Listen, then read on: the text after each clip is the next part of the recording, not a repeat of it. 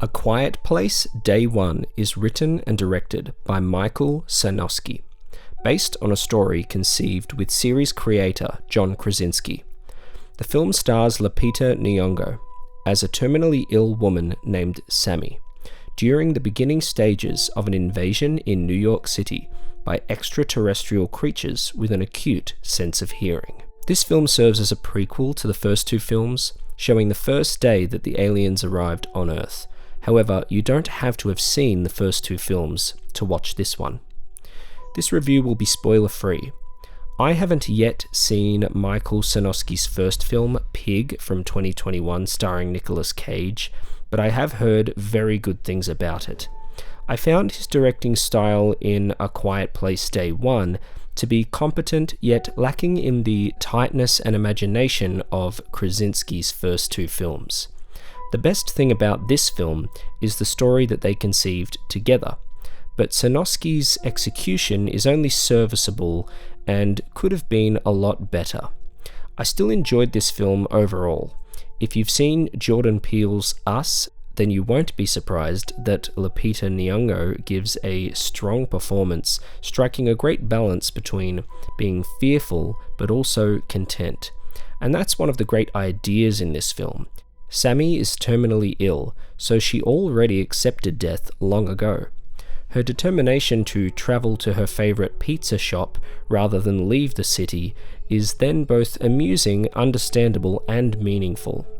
I'm sure a lot of people will find it cute that she carries a cat around for the whole film, but I really couldn't help but imagine a sudden hiss or meow every time they had to be silent. How does the cat know to be silent? It really doesn't make sense to me that the cat would be silent through the entire film, especially when in danger. And I couldn't really figure out what narrative purpose the cat served. I loved Joseph Quinn in Stranger Things, and he continues to show great talent here. You have to remember that these are not easy roles to play. You can't just put anyone in these films. There's hardly any dialogue. You have to communicate a real range of emotions through just facial expressions. Whilst I found Quinn's character's backstory to be very thin, I found his character quite interesting as the film progressed. He is different from the characters we've seen before in the series.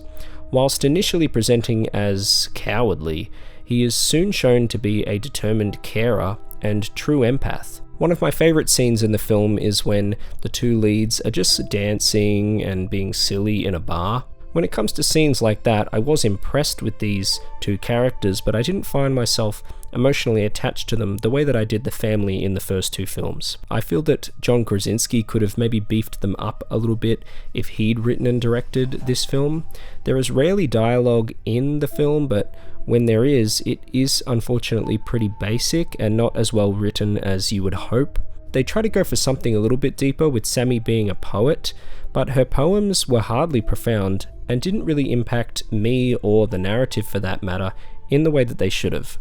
The one major disappointment for me was the lack of world building. I really thought that by going back to the beginning we were going to get some lore, some sort of explanation for why the monsters were here and how they got here, but no, you literally get nothing. They just land and that's it. You don't even get to see the moment when people learn that you can't make noise. See, that was an aspect that I was really curious about, and it just happens off screen when our protagonist is unconscious after the first action sequence. She gets knocked out.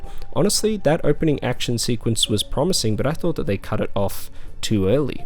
The New York City location was a nice change of pace because it is such a loud place, and it was giving me major War of the Worlds vibes, the 2005 Steven Spielberg film. Unfortunately, noticing that made me think about how much better the attack sequences were handled in that film's first act. I thought about how they could have made some riveting chase sequences through the streets and made them quite horrific here. There isn't a lot of scope to the shots here.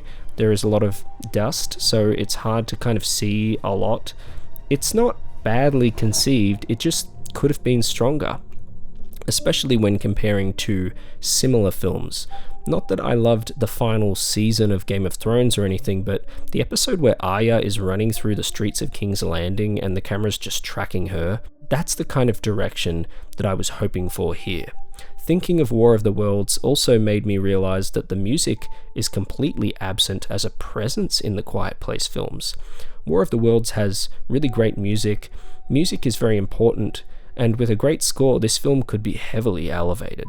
Overall, this film does feel undercooked, but entertaining nonetheless. The first two films were very strong, and this doesn't come up to that mark, but I would still recommend this to fans of the series, as it could have been a lot worse, and it's honestly pretty good. Anyone who wants to see an action horror blockbuster this month can go see it as well. This film is already doing extremely well at the box office, and that's a great thing that makes me very happy. Artistically, the Quiet Place films are a cut above your average horror blockbuster. One thing I love about these films is that you can hear a pin drop in the cinema. It's like a silent film at times. In my experience, people respect the expectations of theatre etiquette a little more when entering one of these films. Hopefully your experience is the same. Whether it's A Quiet Place Day 2, should I cut that joke out? That's pretty bad. Whether it's a sequel to this film, or a sequel to part 2, or just an entirely different story altogether, I would be open to seeing another film in this series, as I think the concept has a lot of potential. I just want to learn more about the monsters next time around.